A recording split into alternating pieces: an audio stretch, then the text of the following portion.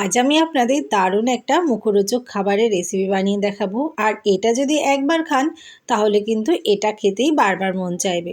কোনো রকম পাতার ঝামেলা ছাড়াই আজ আমি আপনাদের কড়াইয়ের মধ্যে মানকচুর পাতুরি রান্না করে দেখাবো। তার জন্য এখানে বেশ খানিকটা মানকচু নিয়ে নিয়েছি আর খুব ভালো করে খোসা ছাড়িয়ে আমি ধুয়ে নিয়েছি একটি পাত্রে।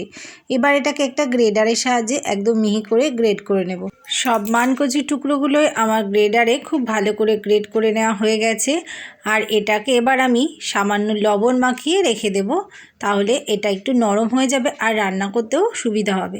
দিয়ে দিলাম 1-1.5 চামচ মতো লবণ। আর এবার এটাকে আমি এই হাত দিয়ে একটু মেখে নিচ্ছি। আপনারা যদি মনে করেন এটাকে চামচ দিয়েও মেখে নিতে পারেন বা হাতা দিয়েও মেখে নিতে পারেন। আর দেখুন এই মান পাতুরিতে দেওয়ার জন্য আমি কাঁচা লঙ্কা, টমেটো আর রসুন, পেঁয়াজ কুচিয়ে নিয়েছি। এখানে একটা ছোটো সাইজের রসুন নিয়েছি আর 2টো পেঁয়াজ নিয়ে নিয়েছি, খুব ভালো করে কুচি করে নিয়েছি। এবার গ্যাসে একটা কড়াই বসিয়ে কড়াইয়ের মধ্যে দিয়ে দিয়েছি বেশ খানিকটা সর্ষের তেল, 3টে শুকনো লঙ্কা, 1/2 চামচ কালো জিরে।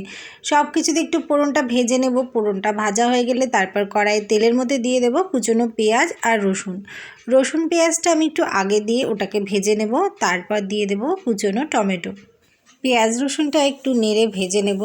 একটু ভাজা হয়ে গেলে তারপর দিয়ে দেব 1 চামচ লবণ আর দিয়ে দেব 1 চামচ হলুদ লবণটা দেওয়া হয়ে গেল। এবার আমি হলুদ লবণ দিয়ে এটাকে আরও কিছুক্ষণ ভেজে নেব, এইভাবে নেড়ে নেড়ে। দেখুন ভালোভাবেই ভাজা হয়ে গেছে। এবার আমি কড়াইয়ের মধ্যে দিয়ে দিচ্ছি কুচনো টমেটোটা দিয়ে আরও কিছুক্ষণ ভেজে নেব। দেখুন ভাজা মনে হচ্ছে প্রায় হয়ে এসেছে, টমেটোর কাঁচা গন্ধটাও সরে গেছে। এবার আমি দিয়ে দিলাম একটু সর্ষে বাটা। এই সর্ষে বাটাটা দিয়ে আর একটু কষিয়ে নেব পেঁয়াজ রসুনের সাথে।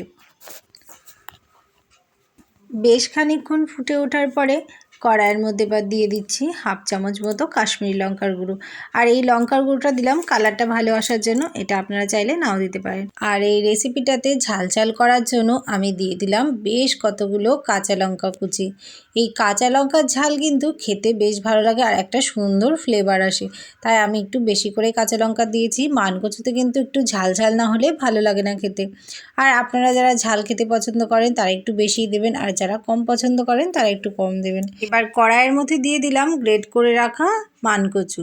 আর যেটা আমি আগে থেকে লবণ মাখিয়ে রেখেছিলাম সেটাই দিয়ে দিলাম এখন। লবণ মাখিয়ে রাখাতে বেশ সুন্দর কিন্তু নরম হয়ে এসেছে। এবার সব কিছুর সাথেই মানকচুটাকে খুব ভালোভাবে মিশিয়ে নেব। আর খুন্তি দিয়ে মাঝে মাঝে কিন্তু ঘন ঘন নেড়ে দিতে হবে, না হলে কড়াইয়ের তলাতে লেগে যেতে পারে। কিছুক্ষণ নেড়ে নেওয়ার পর আমি মানকচুর মধ্যে দিয়ে দিচ্ছি বেশ খানিকটা নারকেল কোড়া। এটা যদি না থাকে আপনারা এটা ছাড়া এইভাবে বানাবেন, তাও কিন্তু খেতে ভালো লাগবে। নারকেল কোড়াটা দিলে একটু খেতে বেশিই ভালো লাগে, তাই আমি দিয়ে দিলাম নারকেল কোড়া একটু স্বাদটা ভালোভাবে আনার জন্য। দেখুন খুব ভালোভাবে নারকেল কোড়া আর মানকচু মেশানো হয়ে গেছে। এই পর্যায়ে এবার আমি কড়াইয়ের মধ্যে দিয়ে দিচ্ছি বেশ খানিকটা গরম জল। জলটা দেওয়ার পর সমস্ত মানকচুর সাথে খুব ভালোভাবে খুন্তি দিয়ে মিশিয়ে দেব। আর এইভাবে মিশিয়ে দেওয়ার পরে আমি এটাকে কিন্তু কিছুক্ষণ সময়ের জন্য ঢেকে দেব। এইভাবে ঢাকনা দিয়ে রান্না করলে কিন্তু ভাপে ভাপে মানকচুটা সেদ্ধ হয়ে আসবে আর রান্নাটাও খুব ভালোভাবে হয়ে যাবে। দেখুন 7-8 মিনিট পর আমি এটা ঢাকনাটা তুলে নিয়েছি। আর এই সময় কিন্তু গ্যাসের জোর একেবারে মিডিয়াম টু লো ফ্লেমে বা একেবারেই লো ফ্লেমে দিয়ে ঢেকে রাখতে হবে, না হলে কড়াইয়ের তলাতে একেবারে লেগে যাবে আর পুড়ে যাবে নিচটা। দেখুন এইভাবে ঢাকনাটা তুলে নেওয়ার পর ঘন ঘন নেড়ে দিতে হবে। কতটা সফট হয়ে গেছে এটা কিন্তু দেখেই বোঝা যাচ্ছে, এটা আমার নাড়তে একেবারেই অসুবিধা হচ্ছে না। এই মানকচুর পাতুরির রেসিপিটা কিন্তু প্রায় হয়ে এসেছে। এবার আমি একটু লবণ ঝালটা টেস্ট করে নেব। সব কিছুই পারফেক্ট আছে। দেখুন কত সুন্দরভাবে রেডি হয়ে গেছে মানকচুর পাতুরি, কোনো রকম পাতার ঝামেলা ছাড়াই। এটাকে আমি এবার একটি পাত্রেও পরিবেশন করে নিয়েছি।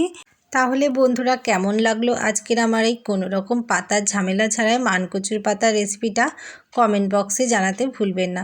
আর আপনারা কে কে আমার মতো এইভাবে মানকচুর পাতুরিটা রান্না করেন সেটাও কিন্তু আমাকে কমেন্টে অবশ্যই জানাবেন, তাহলে কিন্তু আমার ভীষণই ভালো লাগবে। আমার বানানো এই মানকচুর পাতুরি রেসিপিটা যদি আপনাদের ভালো লেগে থাকে তাহলে প্লিজ একটা লাইক কমেন্ট করবেন আর বন্ধুদের সাথে শেয়ার করতে একেবারেই ভুলবেন না। সকল বন্ধুদের অনুরোধ করছি সম্পূর্ণ ভিডিওটা দেখে তারপর লাইক কমেন্ট করবেন। সবাই ভালো থাকুন, সুস্থ থাকুন। আবার আসবো নতুন রেসিপি ভিডিও নিয়ে। ধন্যবাদ সবাইকে।